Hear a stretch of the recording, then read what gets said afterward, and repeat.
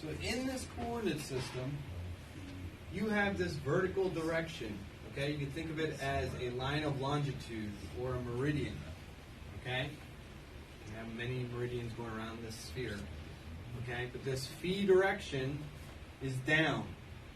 Okay, so any down direction you can think of as a meridian. Okay, passing through your spacecraft when projected to the center of the sphere. Okay, so that phi direction is down from your z-axis. It's that angle down from the z-axis to where it hits your angular momentum vector. Okay. Likewise, this horizontal direction is your theta direction, which is perpendicular to the phi direction, and can be measured from an x-axis. So if you take your angular momentum vector and project it onto the xy plane in this xy specific xyz coordinate system, you'll have this angle theta to the projection in that plane. That gives you the trig relationship, which we use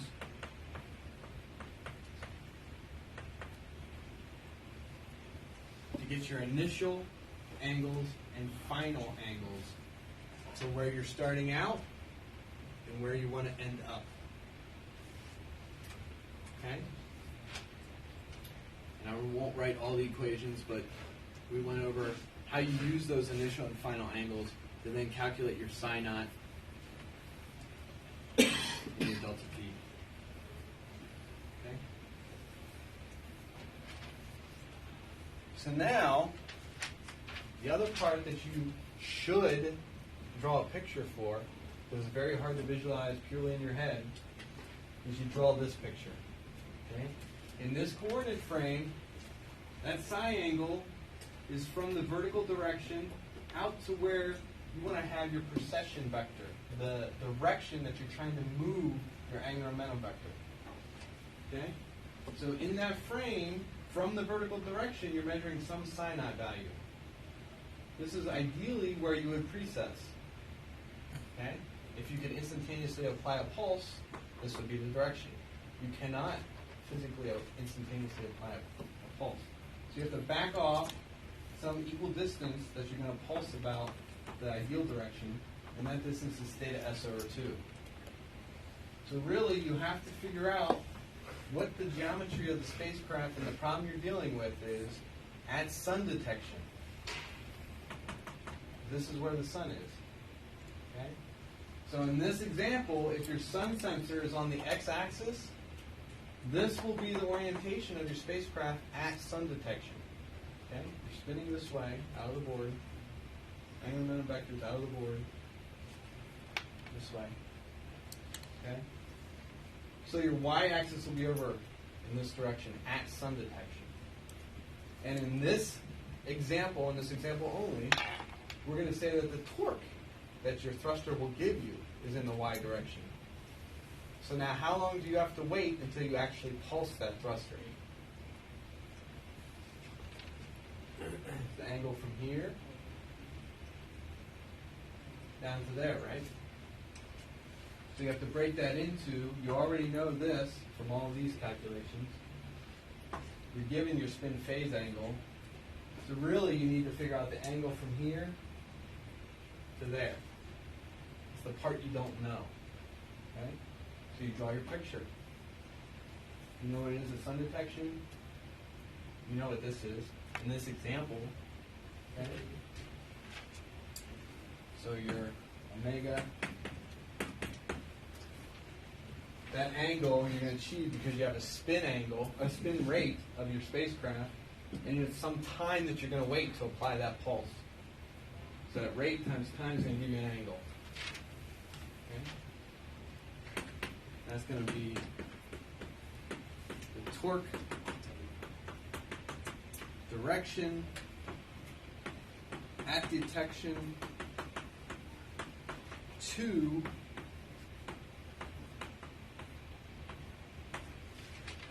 this P minus theta S over 2. Okay? You could hypothetically have a sine knot over here. We had that in one of our examples. Okay? You back off there theta s over 2. You want to go from here to there. Okay? So you have draw the picture. So theta s over 2 is the whole. Theta s over 2 is what you back off. That's the symmetric angle on either side of your ideal direction that you're going to pulse. So the whole pulse will be over an angle theta. Okay? Yeah. Just for an example, I guess to help me understand a little bit more. Say you have that exact same orientation of the torque. So the torque is in the positive y direction, but the direction of the delta P is in the exact opposite direction. So instead of being down and to the right in the sphere, it's up and to the left. How would that work? Same thing. You back off your theta s minus 2, and you go down to that distance. Okay, so it would still.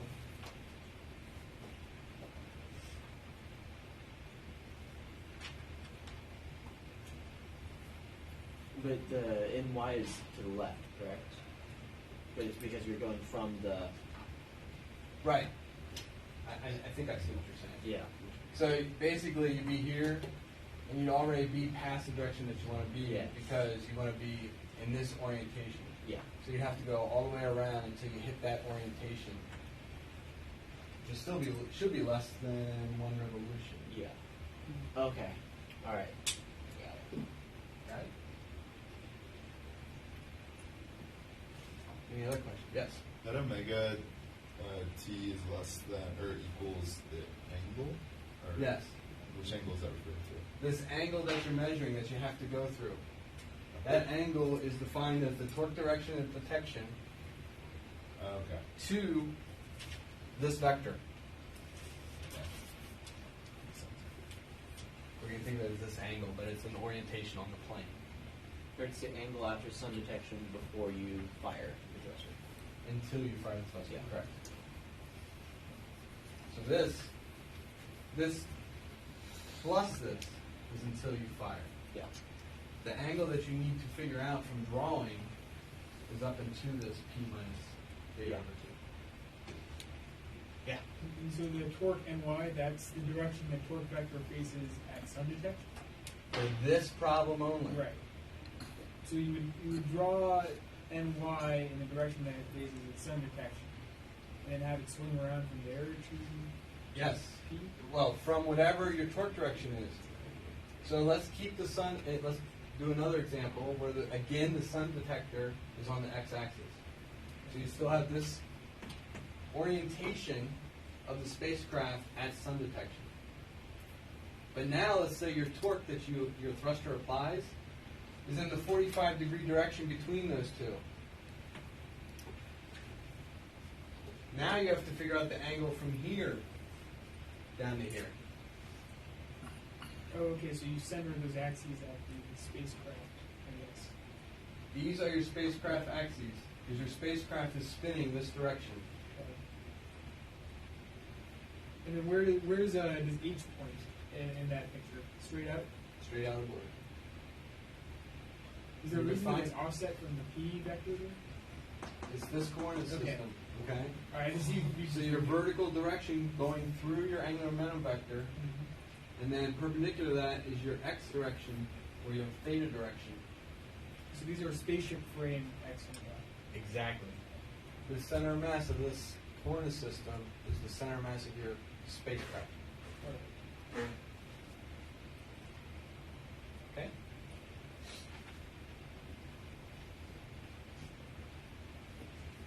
All right.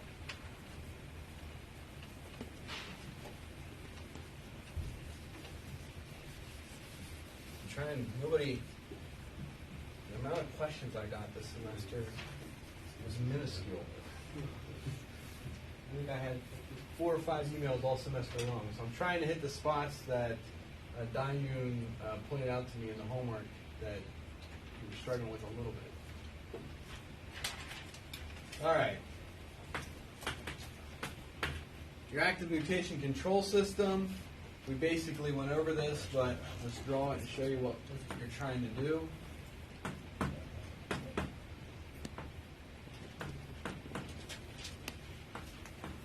If you, prior to your pulse, you have some nutation depicted as that, okay? X, Y frame, you have some initial mutation with your angular momentum vector in the center there. And then, after your pulse, your angular momentum vector is going to move some distance delta h. And again, this is y, x. This is where you do your pulse. Okay. And you're going to apply your torque when your body's z-axis gets to this location. So your body's nutating, your z-axis is going like this about the angular momentum vector. Okay. When it gets here, if you apply a torque that moves your angular momentum in this direction, what are you achieving? A reduction in your nutation, right? You're making the circle shrink. Okay? So you'll have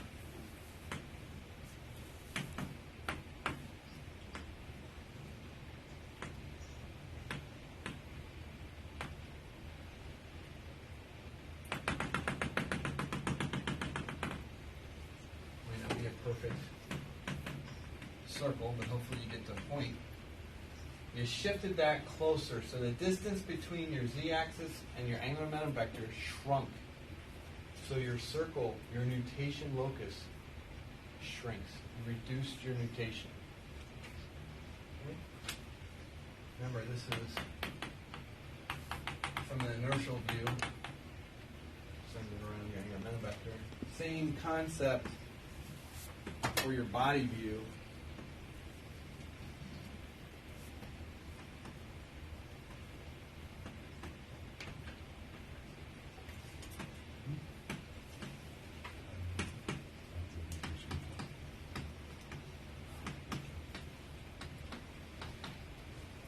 Okay. So here you apply your torque that moves your angular momentum vector in the x direction. This torque N delta t will then shrink this nutation circle. Okay? You're now looking at the body view, so your angular momentum vector is going about your z-axis. Okay? And you're shrinking that nutation. Same concept, just from a relative to a different axis. And so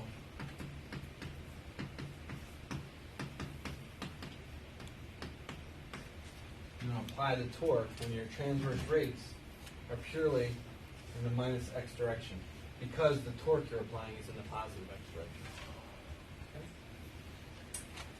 Okay? And that mutation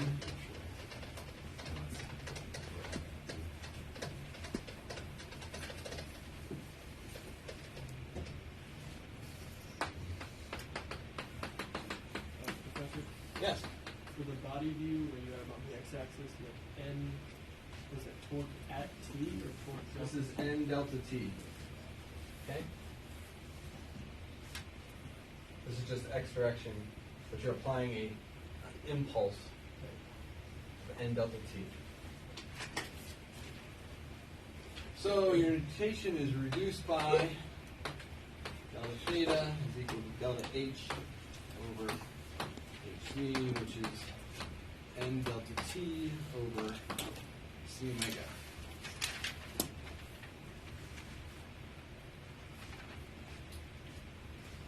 Now remember, we have to deal with finite pulses.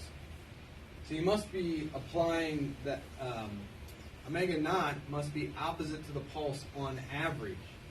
So remember,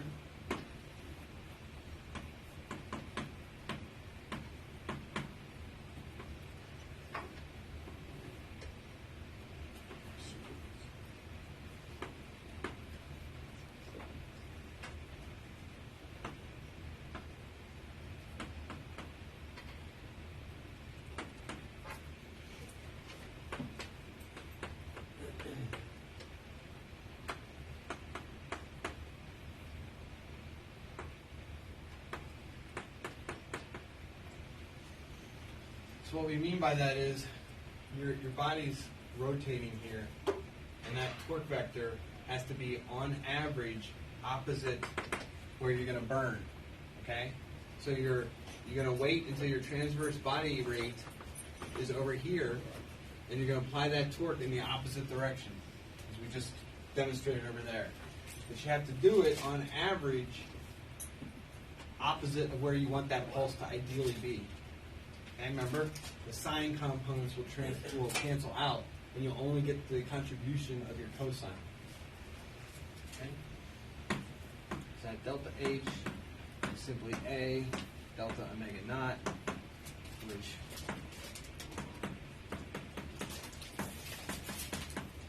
when you take the integral of the cosine part,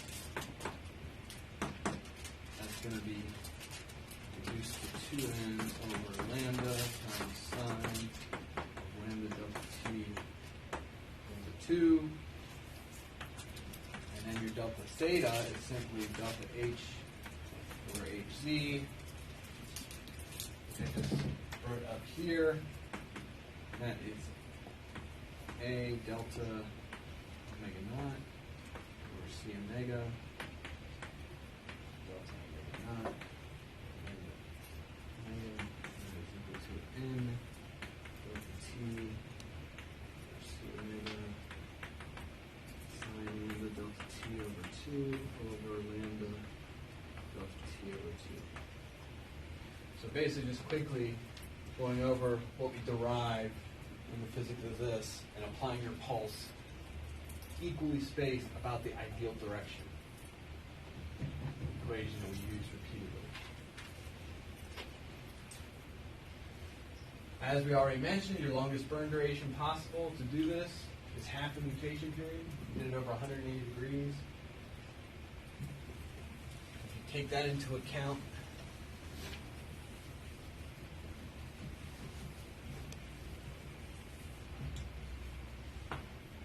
your maximum mutation that you can remove is 2n c omega squared sigma minus 1. You're simply putting pi over 2 into this equation as your burn angle.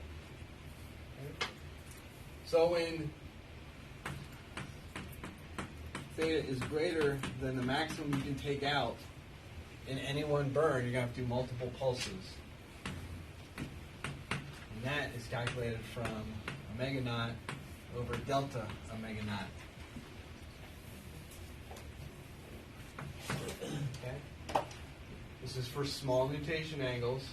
Remember the homework problem where we looked at 45 degrees, which basically had to iterate.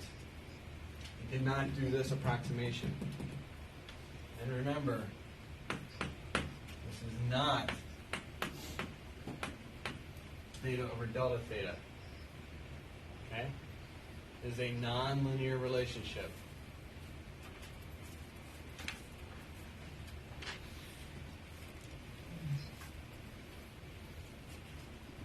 The other thing that we went over was you can use that delta theta equation to size your burn if it's less than what you can take out in a one burn max, so theta max. And you can use geometry to figure out where you need to do your burn. So if you remember,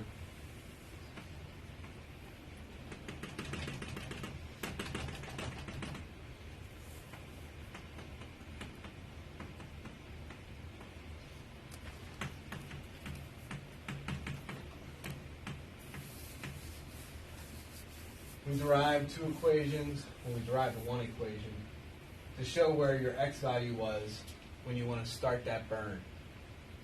And then simply use the right triangle theorem, basically square root of the omega naught square root of your square of your hypotenuse minus the square of your x value is going to be, take square root of that, and that's your y value. It has to be negative because you're starting over in this half. Okay, so we have those equations in your notes. That finished up single spinners. We moved on to double spinners, dual spinners, I should say.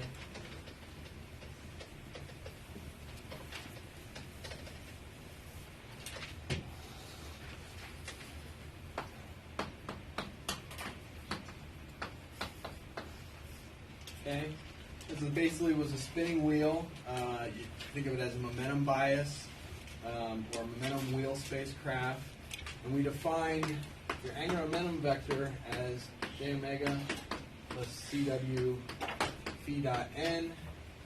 This is just the z moment of inertia of your spinning rotor part, the wheel, hence the subscript w, times the rate that that is spinning at, and you have to take into account the direction that it's spinning at. Okay? Most of our applications for dual spinners, this was in the z direction. For momentum wheels, we had some examples where you point the momentum wheel in some other direction. Okay? You still use your torque equation.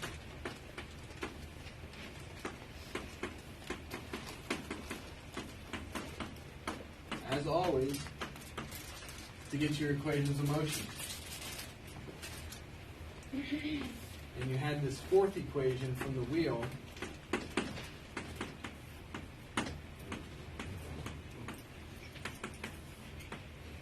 Okay? And this basically came from CW omega 3 dot is equal to M3, which we call the wheel torque. And for a dual spin spacecraft, so that z-axis is aligned in the n direction, this will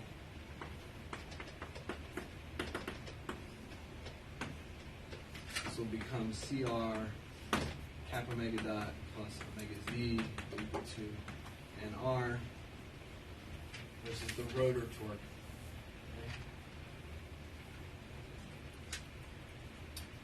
And if we went further and said our dual spin spacecraft was symmetric,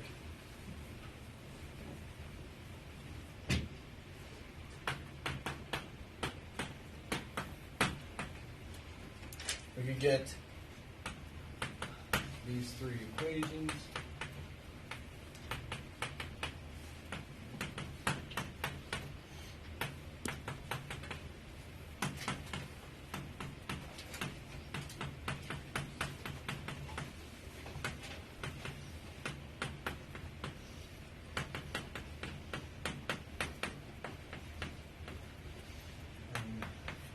We were working in a platform frame, so we had lambda p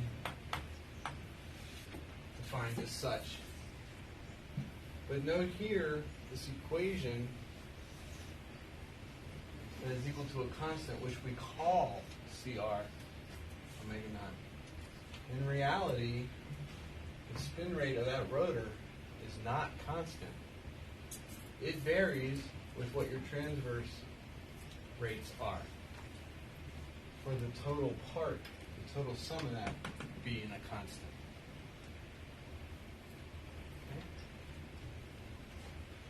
Okay. And we showed that you get the same motion as for the single spinner, namely your angular momentum vector and your z-body axis, giving you nutation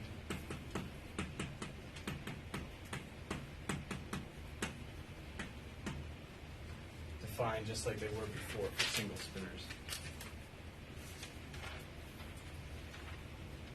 Whenever dual spin maneuvers, so using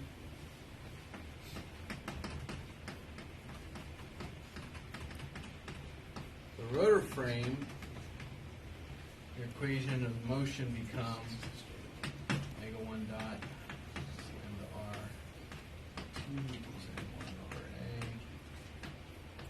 dot minus lambda r omega 1 equals n2 over a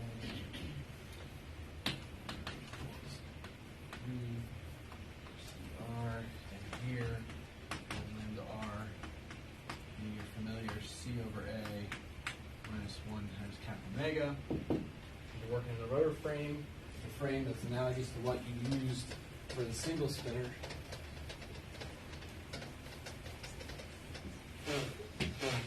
So now, when your thrusters are fired, you get some torques here.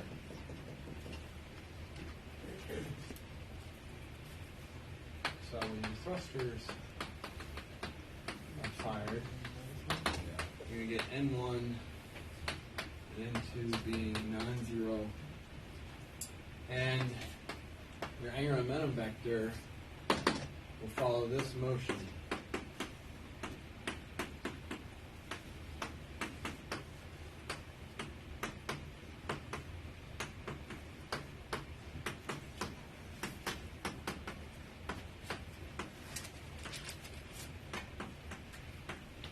Remember, this is from the body point of view.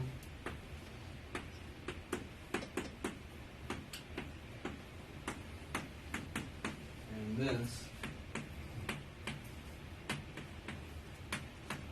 is from the inertial point of view.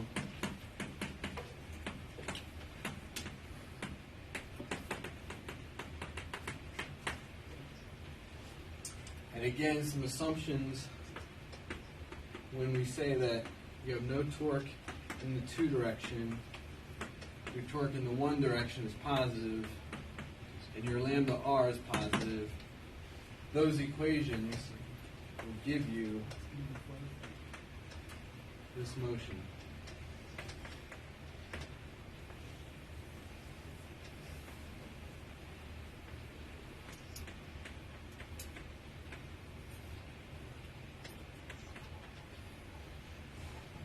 This is body.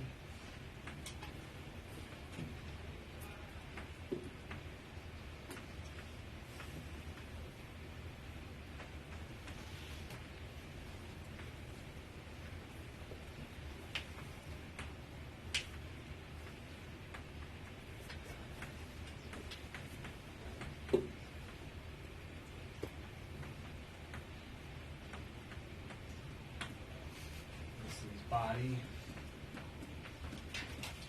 This is looking sideways, this is looking down on that motion. And this is inertial.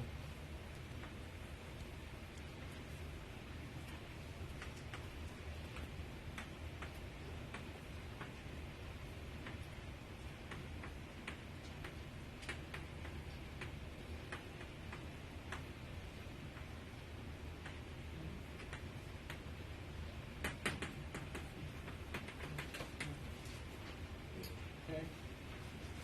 This is the same motion as a single spinner.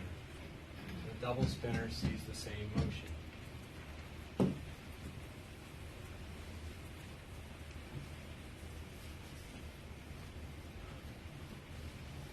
From the rotor frame of view. Okay? Precession maneuvers are done the exact same way for a stool spinner as they are for a single spinner. I'm not going to repeat that whole thing. Okay? Remember, coordinate frame, looking at the sun, you want to move it, you want to precess it, do the exact same thing. Okay? But the main difference is when you have a mass center offset for a dual spinner. Okay? And that is because you have a torque that's fixed in space now. Okay? You have a D-spun platform that's experiencing a torque that's fixed in space. And this is for a mass center offset. If you don't have a mass center offset, you don't have to worry about this.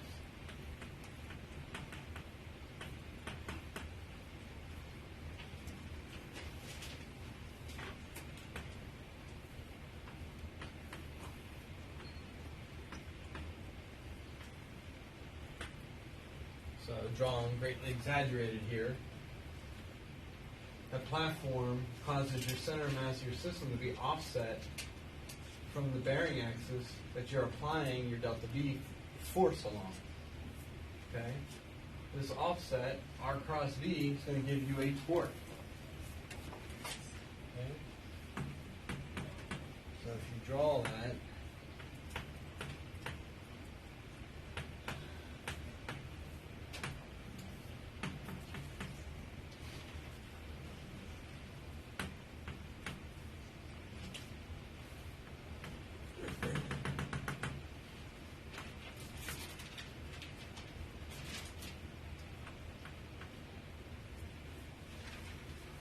You have that torque is fixed in space.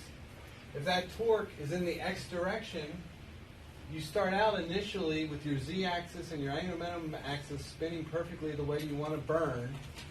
Okay, this is your desired delta v direction. However, that torque is going to cause that angular momentum vector to precess. Okay, so that angle, precession angle, is just n times your burn time over h. Okay, simply from geometry. And on average, your delta v is going to be halfway between that, on average. Okay? So, because remember you're precessing, so you're spinning as your angular momentum vector moves. On average, that delta v is going to be delivered halfway, and therefore your pointing error is n times your burn time over 2 CR omega. It's exactly 1/2 of this. All we do is take h and convert it into CR omega. Okay? So for a single spinner,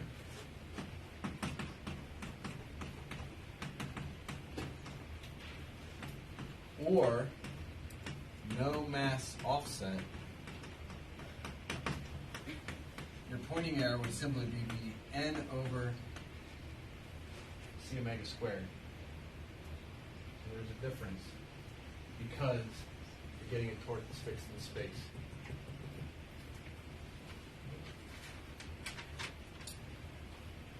If your platform is not ideally despun, you're trying to track something in orbit, your rotor doesn't work as you intended, whatever the reason,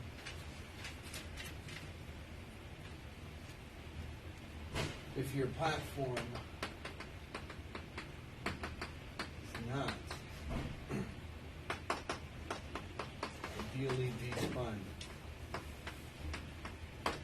you're going to arrive at, depending on which frame of reference you're working in,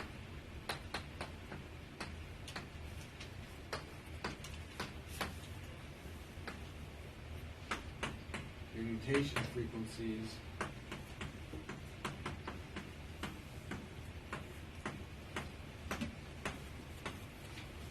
are going to be defined as that.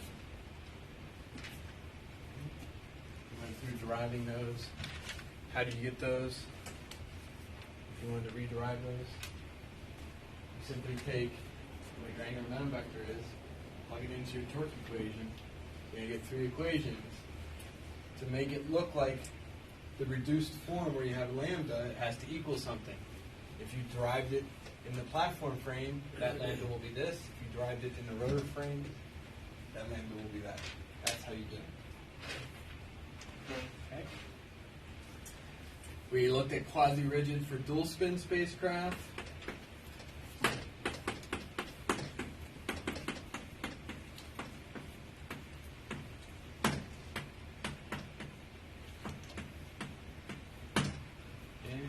We have this guy, Iorito, that assumed the rotor and platform parts could be decoupled.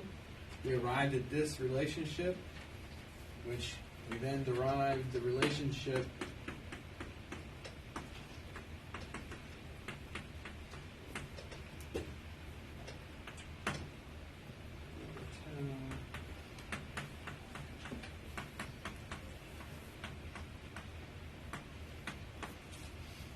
that 1 over tau, comprised of the platform and rotor parts, had to be greater than or equal to 0. And you can play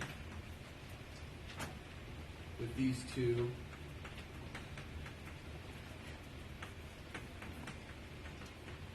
to assess the effectiveness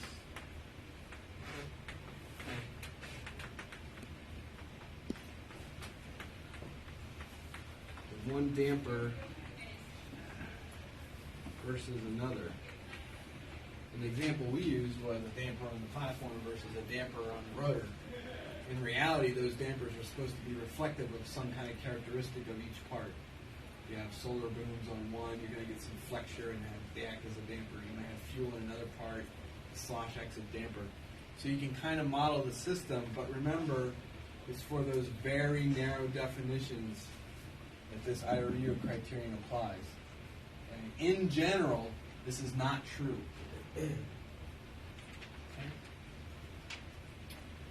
That finished spinning spacecraft pretty much. You saw we even went back to spinning spacecraft for gravity gradient. But we did get into gravity gradient stabilized spacecraft.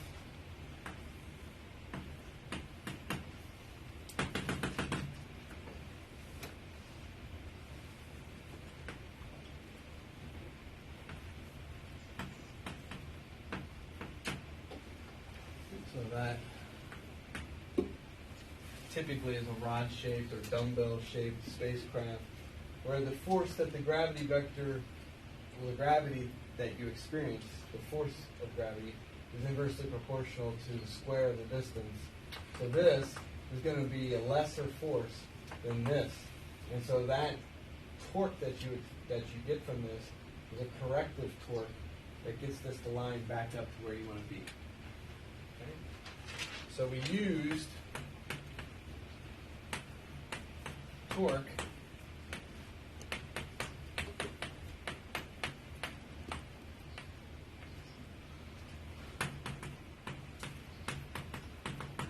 to obtain our relationship for gravity gradient torques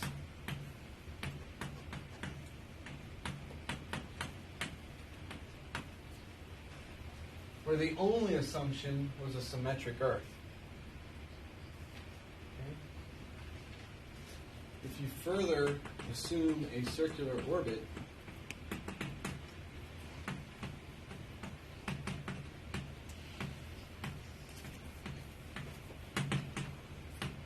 that torque equation could be reduced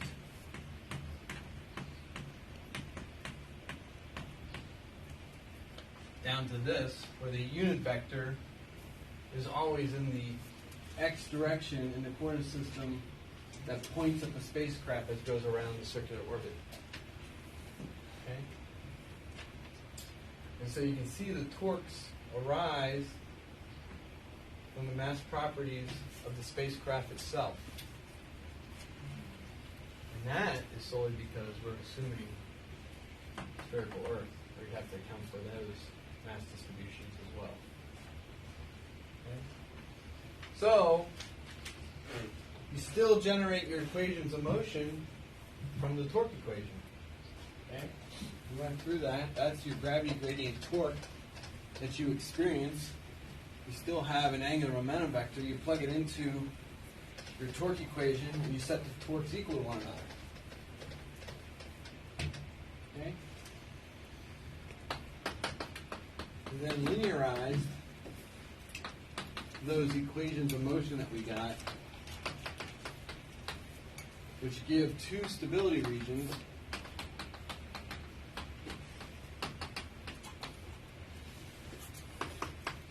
Namely, where your z moment of inertia is the greatest. And this is the maximum axis of inertia is normal to the orbit plane. So what does that look like?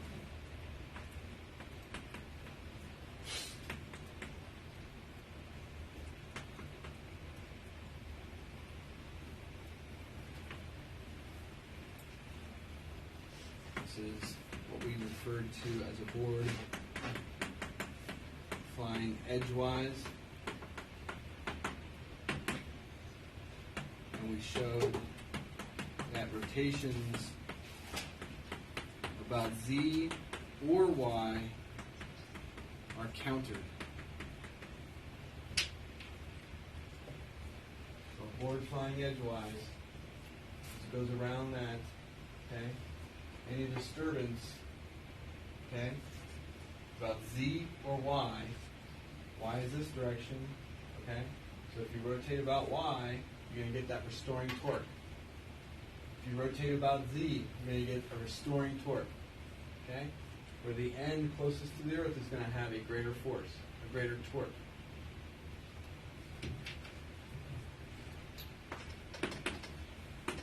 The other stable region is where IY was the greatest.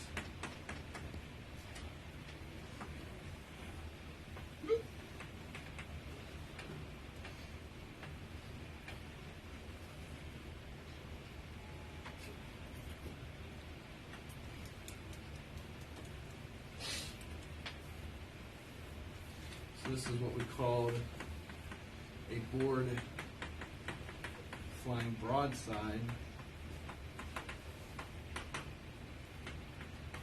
and rotations about x naught, or I should just say x and y, are not countered, and in fact, y0 rotation, let's say y rotation, is destabilizing.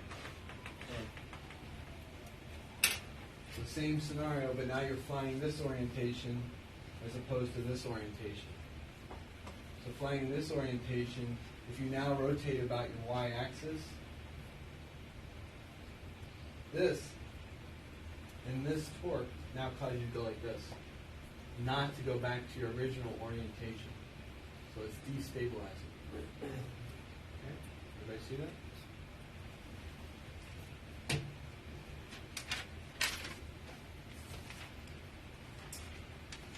And the part that we finished on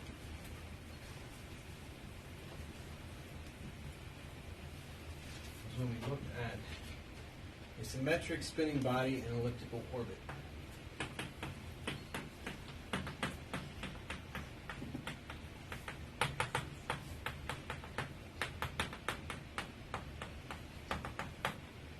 So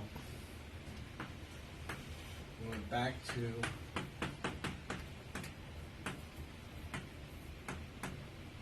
our relationship that we derived originally, not the simplified one with a circular orbit. We're now in a generic elliptical orbit. So we go back to this more generic equation. Okay? And we defined what this was from orbital mechanics. And we defined, or converted, I should say, converted to inertial frame. And then we took that and averaged over one orbital period. To get the following: your torque is 3 times your orbital rate, 2h squared, 1 minus e squared to the 3 halves power, times c minus a, c, and hy minus hx, 0. Remember, this is all in the inertial frame, not the body frame. And this part out front can be defined as minus lambda, a constant. And when you do that, it reduces to the same form that we had before.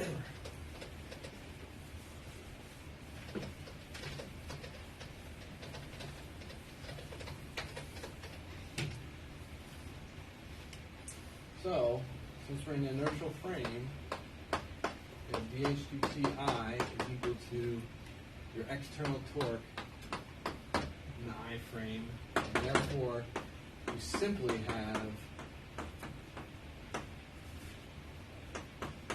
these two relationships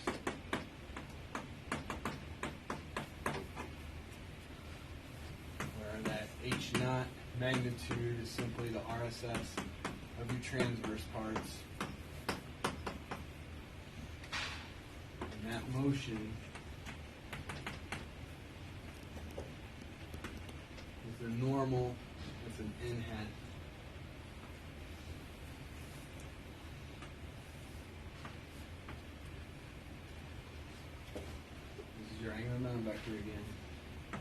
So your gravity, gradient, torque causes your angular momentum vector again to cone about now the orbit.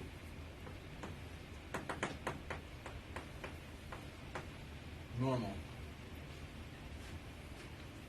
Very similar to what we experienced with single spinners about the Earth. And now you're just looking at any elliptical orbit. How does it get affected? Well, if you average it over one entire orbital period, you get an angular momentum that precesses. It's a very small amount. Typically, you have a high spin rate relative to your orbital rate. And so this precession is very small, but over time, you'll get precession. That's the whole semester in 2 hours. Any questions? Please bring paper, okay? Just like the midterm. I'm not going anywhere in the next 2 weeks, so fire any questions you have at me. You have my email, my phone number. I don't know if Diane's holding TA hours next week, but she's available via email too, and available to meet with you if needed. That's about it. Yeah, I'm gonna get home. She'll have homework, that last homework graded by next Tuesday, and I've made arrangements with her to have it in her mailbox. So I'll email all you guys when it's in her mailbox for pickup. Okay? Any other questions? Thank you. Any questions? You're welcome. What's that? How many questions? I haven't made up yet, but I typically do just like the midterm. So